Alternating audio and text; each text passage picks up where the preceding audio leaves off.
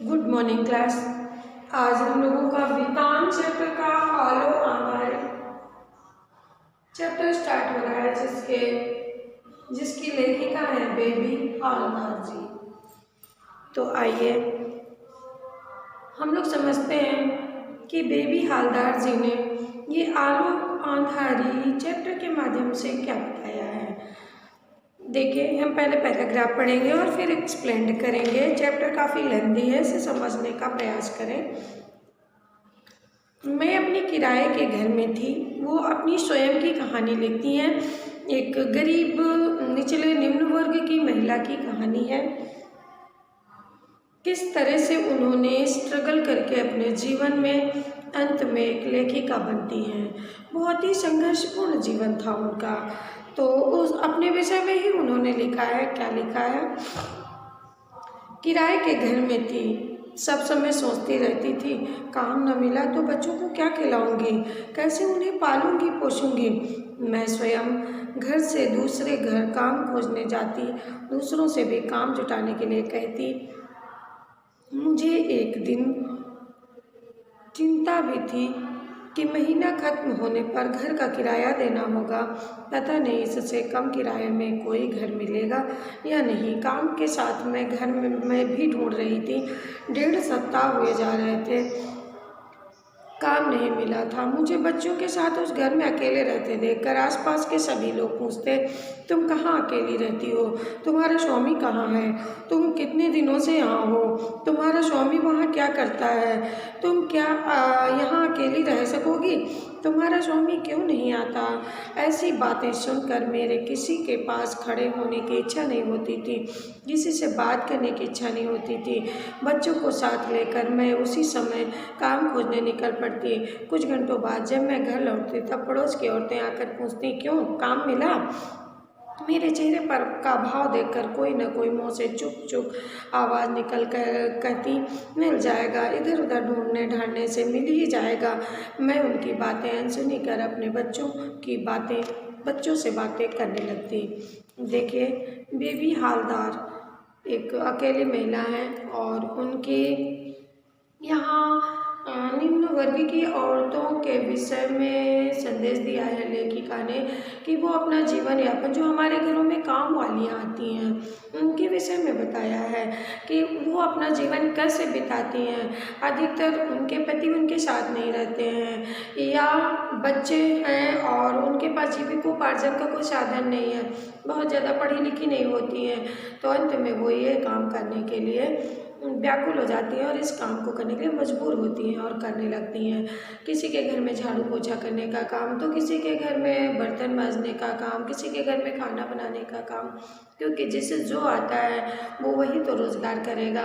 तो उनके पास कोई हथियार नहीं रह जाता है जब, तो वो ये काम करती हैं। बेबी हालदार भी उनमें से एक थी और उन्होंने बताया कि मैं किराए के मकान में रहती हूँ, किराए का मकान ढूंढ रही थी, बदलना चाहती थी, क्योंकि लोग उनसे तरह तरह के प्रश्न करते थे कि तुम्हारा आदमी कहाँ रहता है, वह क्यों नहीं तुम्हारे साथ रहता है, वह वहाँ क्या करता है, आदि आदि प्रश्न। और वो काम ढूंढने के लिए जाती हैं, तो जैसे लौट के आती हैं लोग उनसे प्रश्न पूछने लगते हैं कि तुमको काम मिला कि नहीं मिला। तो वो जब तक कुछ बोलती तब तक दूसरी महिलाएं कहती मिल ही जाएगा, किसी तरह से मिल ही जाएगा, ढूंढती रहो। तो इस तरह से मकान और काम दोनों ढूंढ रही हैं। जिस मकान में वो रहती है उसे वहाँ पर मन नहीं लग रहा है।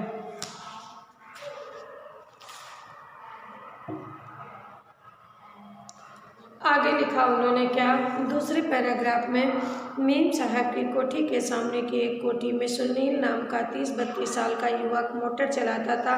वह मुझे पहचानता था, इसलिए मैंने उससे भी अपने काम के विषय में कह रखा था। एक दिन रास्ते में मुझे देखकर उसने पूछा, तुम क्या अब उस कोठी में काम करती हो? काम नहीं करती हो? मैंने कहा, मुझे उस कोठी को छोड़े 1.5 सप्ताह हो गए हैं, अभी तक मुझे कोई काम नहीं मिला है। वह बोला, ठीक है, मुझे काम के विषय में कुछ पता चलेगा तो बताऊंगा। उन्हें बेबी को एक युवक पहचान का था, सुनील नाम का, जो ड्राइविंग का काम करता था। वो उसी कोठी में रहता था जहाँ पर वो काम करती थी। तो वो उनसे पूछता, एक दिन मिल जाती हैं कि तुम अब वहाँ काम नहीं करते। उन्होंने बताया कि मुझे वहाँ पर काम छोड़े हुए 1.5 सप्ताह बीत गए हैं, अब मैं वहाँ काम नहीं करती हूँ। तो उसने कहा कि ठीक है, मुझे कोई काम नज़र आएगा तो मैं ज़रूर बताऊँगा। 2-1 दिन बाद दोपहर को बच्चों को खिला पिलाकर मैं साथ ही सो रही थी। उनके सुनील आया और बोला, क्यों, काम मिला? मैंने कहा नहीं, अभी तक कुछ नहीं मिला। मैं बोला तो चलो मेरे साथ। मैंने पूछा कहाँ? तो वह बोला काम करना है तो मैं तुम्हें लिए चलता हूँ, बाकी बातें तुम स्वयं कर लेना। उसकी बात सुनकर मैं फ़ौरन उसके साथ निकल पड़ी। वहाँ पहुँचकर सुनील ने गेट के बाहर लगी बेल बजाई। उस घर के साहब बाहर आए। सुनील ने उनसे कहा, सर आपने कहा था ना, मैं इसे ले आया हूँ। उन्होंने मुझसे कहा, तुम बंगाली हो? मैं बंगाली। मैं बोली हाँ। उसके बाद काम के विषय में बातें हुई। उन्होंने कहा, देखो यहाँ जो औरत काम करती है उसे मैं 800 रुपये देता हूँ। तुम्हारे पैसों के बारे में मैं तुम्हारा काम देख कर बताऊँगा। मैं बोली ठीक है, यहाँ कितने बजे आने से ठीक होगा? उन्होंने कहा, तुम जितनी जल्दी आ सको, क्योंकि मैं बहुत सवेरे उठता हूँ। मैं बोली, मुझे तो जाकर बच्चों के लिए खाना वाना बनाना होगा, मैं 6-7 बजे तक आऊँगी। इतना कहकर मैं चलने लगी तो मुझे लगा कि वह पैसों के बारे में कुछ कहना चाहते हैं। सुनील जाने को हुआ तो उससे मैंने थोड़ा रुक जाने को कहा। वह बोला, तुम बात करके आ जाना, मैं चलता हूँ। मैंने कहा बस थोड़ा सा रुक जाओ, लेकिन साहब ने फिर पैसों की बात नहीं उठाई और सिर्फ इतना कहा कि कल से तुम काम पर आ जाओ। अगले दिन मैं काम पर आई। देखिए नेक्स्ट पैराग्राफ में लेखिका ने लिखा कि काम की तलाश में सुनील ने काम तलाशा और उनसे बोला कि चलो आओ मेरे साथ, तुम्हें काम बताते हैं। तो वो उनके साथ जाती हैं काम की तलाश में और उन्होंने एक हवेली का डोर नॉक किया। तो वहाँ से घर के मालिक निकलते हैं और उन्होंने पहला प्रश्न पूछा, क्या तुम बंगाली हो? तो बोली हाँ। उन्होंने कहा कि हमारे घर में जो काम वाली है उसको मैं 800 रुपये देता हूँ, तुम्हारी तनख्वाह मैं तुम्हारे काम को देख करके तय करूँगा। जब ऐसा कहा उन्होंने कहा ठीक है। बोली समय बता दीजिए मुझे कब आना होगा? तो मालिक ने कहा कि मैं सुबह जल्दी उठ जाता हूँ, तुम सुबह जितने जल्दी हो सके आ जाना। तो बेबी ने कहा कि नहीं, मुझे अपने बच्चों को खाना बनाकर आना होगा, इसलिए 6 से 7 बजे तक मैं आऊँगी। उन्होंने कहा ठीक है, कल से तुम काम पर आ जाना, लेकिन पैसे की कोई बात वो नहीं करते हैं। और बेबी सुनील से थोड़ा रुक जाने के लिए आग्रह करती है, लेकिन सुनील कहता है नहीं, आप अपनी बात करके स्वयं आ जाइएगा, मैं चलता हूँ। इतने कह करके वो चल देता है। तो अब बेबी क्या करती हैं, अगले दिन जब मैं काम पर आई तो दूर से ही 35-40 वर्ष की एक विधवा को उसी घर में काम के लिए जाते देखा। साहब बाहर पेड़ों में पानी दे रहे थे। मुझे देखते ही वो भीतर गए और उस औरत से साफ साफ बातें करके उसी समय उसे काम से हटा दिया। वह औरत भी बंगाली थी। बाहर आते ही उसने मुझे गालियाँ देनी शुरू कर दी। मैंने कहा देखो, मैं कुछ नहीं जानती, यदि जानती होती कि यहाँ पहले से भी कोई काम कर रहा है तो मैं नहीं आती। मुझसे कहने से कोई लाभ नहीं है। तुम साहब को मेरी तरफ से जाकर बता दो कि वह इस तरह काम करने को राजी नहीं है। उसने ऐसा कुछ नहीं किया और मुझे बकते बकते चली गई। साहब आकर मुझे भीतर ले गए और सब समझा बुझा दिया कि क्या करना है क्या नहीं करना है। बस उस दिन से मैं मन से खाना वाना बनाकर टेबल पर रखकर घर जाने लगी। मेरा काम देखकर घर में सभी आश्चर्य करते। एक दिन साहब ने पूछा, तुम इतना ढेर सारा काम इतने कम समय में इतनी अच्छी तरह से कैसे कर लेती हो, कहाँ सीखा तुमने ये सब? मैंने कहा घर के काम में मुझे असुविधा नहीं होती, क्योंकि बचपन से अभ्यास है। बचपन में ही मैं बिना माँ के रही हूँ। मेरे बाबा भी सब समय घर पर नहीं होते थे और इसी कारण मेरा पढ़ना लिखना भी नहीं हो सका।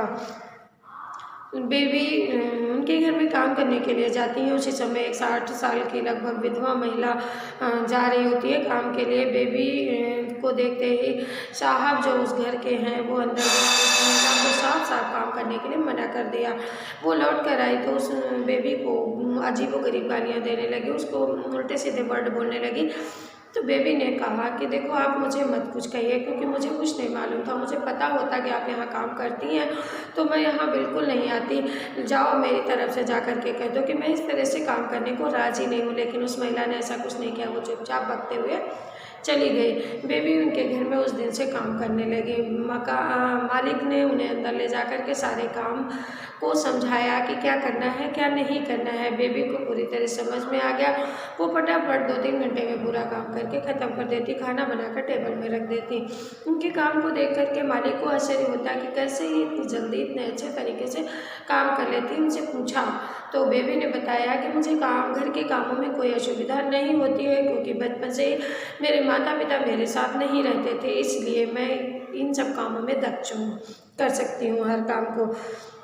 मैं इसी तरह रोज़ सवेरे आती, दोपहर का सारा काम करती और ख़त्म करके चली जाती। बीच बीच में साहब मेरे बारे में इधर उधर की बातें पूछ लेते। एक दिन उन्होंने बच्चों की पढ़ाई लिखाई के विषय में पूछा तो मैंने कहा मैं तो पढ़ाना चाहती हूँ, लेकिन वैसा सहयोग कहाँ है, फिर भी चेष्टा तो करूँगी ही बच्चों के लिए। उन्होंने एक दिन बुलाकर फिर कहा तुम अपने लड़के और लड़की को ले आना, यहाँ एक छोटा सा स्कूल है, मैं वहाँ बोल दूँगा, तुम रोज़ बच्चों को वहाँ छोड़ देना और घर जाते समय उन्हें साथ ले लेना। मैं अब बच्चों को साथ लेकर आने लगी। उन्हें स्कूल में छोड़ करके घर आकर अपने काम में लग जाती। स्कूल से बच्चे जब मेरे पास आते तो सब कुछ न कुछ साहब उन्हें कुछ न कुछ खाने को देते। साहब ने उनके बच्चों के विषय में पूछा, स्कूल के विषय में पूछा तो बेबी ने बताया कि मेरे बच्चे स्कूल नहीं जाते, घर में ही रहते हैं, क्योंकि ऐसा कोई संयोग नहीं बन पा रहा कि मैं उनकी फ़ीस पे कर सकूं। तो साहब ने कहा कि ऐसा करना कि कल तुम अपने बेटा और बेटी को यहाँ ले आना, मैं एक स्कूल मेरे परिचित में है यहाँ पर, तो मैं उनसे बोल दूँगा तो तुम्हारे बच्चों को वो पढ़ाने के लिए परमिशन दे देंगे। लेखिका ने वैसा ही किया, बच्चों को लेकर के गई और स्कूल में उनका एडमिशन हो गया। और जब भी बच्चे जाने लगते थे तो उनको कुछ ना कुछ खाने के लिए लेखिका साहब अवश्य देते थे। अब मैं सोचने लगी कि मुझे कहीं और भी काम करना चाहिए, क्योंकि इतने पैसे में क्या बच्चों को पालूंगी पोसूंगी और क्या घर का किराया दूंगी। मैंने साहब से कहा कि यदि उन्हें पता चले कि किसी को काम करने वाले की ज़रूरत है तो मुझे बताएं। उन्होंने कहा कि आसपास पता करके मुझे बताएंगे, लेकिन मुझे अब कहीं काम ढूंढने नहीं जाना है, फिर भी मुझे अपना यह घर तो छोड़ना ही होगा। यह सोचकर मैं अपने दादा लोगों के आसपास ही घर ढूंढने गई। वो कहती हैं लेखिका कि अपने साहब से जिनके घर में काम करती हैं उनसे कहती हैं कि आप मेरे लिए कहीं और एक काम ढूंढ करके बताइए, अगर आपके नॉलेज में हो कोई घर जो खाना बनाने के लिए चाहिए हो तो मैं और करना चाहूँगी। और क्योंकि मुझे अपना घर बदलना है तो मकान बदलने के लिए काम तो अच्छा उनको मिल गया, एक काम अच्छा मिल गया दादाजी के यहाँ, तो दूसरा काम ढूंढने की तलाश में रहती हैं। लेकिन घर के मालिक उनसे कहते हैं कि तुम कहीं और काम ढूंढने के लिए तुम नहीं जाओगे, मुझे मिलेगा तो मैं बता दूंगा, आसपास में बहुत सारे काम हैं। तो लेखिका रेडी हो जाती है उसके लिए और वो मकान ढूंढने के लिए परेशान रहती हैं। तो वो उनके घर बड़े भाई लोग जहाँ रहते थे दादा लोग, वहाँ पर वो मकान ढूंढने के लिए चाहती हैं ताकि घर के आस उन लोगों की छत्र छाया में मैं रह सकूँ। घर मिल भी गया और उसी दिन पुराना घर छोड़कर मैं उसी में चली गई। उस घर का भाड़ा तो 500 रुपये ही था, लेकिन लेटरिन बाथरूम के लिए बाहर जाना पड़ता था। मैंने सोचा जब इसी तरह से सब रह रहे हैं तो मैं क्यों नहीं रह सकूँगी। वहाँ भी लोग मेरे विषय में सब कुछ जानने की चेष्टा करते और मुझे लेकर तरह तरह की बातें करते। कोई मुझसे अच्छा व्यवहार करता तो कोई नहीं, कोई मुझे अच्छी सलाह देता तो कोई मुझे देख कर दबी जुबान से कुछ कहने लगता। इन सब बातों से मुझे कुछ लेना देना नहीं था। मैं सवेरे उठकर बच्चों को खिला पिला कर रेडी करती और घर में ताला लगाकर उनके साथ निकल पड़ती। मैं एक ही कोठी में काम करते कैसे अपना काम चलाऊंगी, कैसे घर का किराया दूंगी, इस बात को लेकर लोग आपस में खूब बातें करते हैं। मैं स्वयं भी चिंतित थी कि मुझे 2-1 कोठियों में काम नहीं मिला तो इतने पैसों में गुजारा कैसे होगा। मैं रोज़ साहब से पूछती कि किसी ने उन्हें काम में के बारे में कुछ बताया क्या। वह मेरा प्रश्न कोई और बात देखकर टाल देते थे, लेकिन उन्हें देखकर मुझे लगता था कि वो जैसे वह नहीं चाहते हैं कि मैं कहीं और काम करूं। शायद वह सोचते रहे कि मुझसे वह सब होगा कि नहीं होगा और उनसे बच्चों की पढ़ाई लिखाई ठीक से नहीं चल पाएगी। शायद इसीलिए उन्होंने ये एक दिन हठात मुझसे पूछा, बेबी महीने में तुम्हारा कितना खर्चा हो जाता है। शर्म से मैं कुछ नहीं बोले और उन्होंने भी दोबारा नहीं पूछा। लेखिका मकान बदल देती हैं और वहाँ लेटरिन बाथरूम नहीं होता होता है, उन्होंने सोचा कि जब सभी इसी तरह रह रहे हैं तो मैं भी रह लूँगी। 500 रुपये किराया दे करके उन्होंने मकान बदल दिया और वहाँ रहने लगी, वहाँ पे शिफ्ट हो गई। अब वो रोज़ काम पर आने लगी, बच्चों का स्कूल में एडमिशन भी हो गया। मन ही मन सोचती रहती कि कैसे इतना खर्चा मैं चला पाऊँगी, बच्चों की फ़ी और मकान का किराया और घर का खर्च, ये सब 3 चीज़ें 800 रुपये में कैसे हो पाएंगे अगर उन्होंने 800 रुपये भी दिया तो, क्योंकि उन्होंने बताया था कि पुरानी काम वाली को मैं 800 रुपया देता हूँ। बेबी को भी पेमेंट नहीं मिली थी एक भी बार। बेबी परेशान, उन्होंने बार बार अपने मालिक से पूछा कि दादा क्या कहीं काम मिला आपको, तो वो कुछ बोलते ही नहीं थे। एक दिन हटाया तो उन्होंने पूछा कि बेबी तुम्हारा महीने में कितना खर्चा है, तो वो शर्म के पीछे कुछ नहीं बोलती हैं। आगे मुझे सवेरे जल्दी उठकर बिना कुछ खाए पिए काम पर आना पड़ता था। खाना वाना बनाकर मैं घर आती और सब काम वहाँ करके जाती।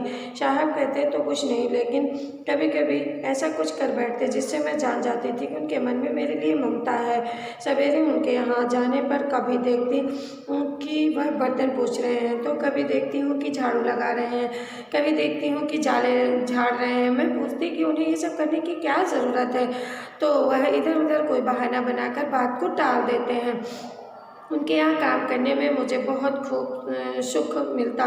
वहाँ कोई भी मेरे काम को लेकर कुछ नहीं कहता, कोई यह तक नहीं देखता कि मैं कुछ कर भी रही हूँ या नहीं। मुझे सवेरे देखते ही साहब का चेहरा खिल उठता, लेकिन वह बोलते कुछ नहीं थे। वह दिन जिस तरह से मुझे देखते उससे मुझे लगता है कि वह सोच रहे होंगे कि इस बेचारी को किस अपराध के पीछे अपना घर परिवार छोड़कर बच्चों के साथ यहाँ अकेले रहने को बाध्य होना पड़ा। उन्हें तब तक जितना मैं जान सकी थी उससे मुझे लगता कि कहीं मुझे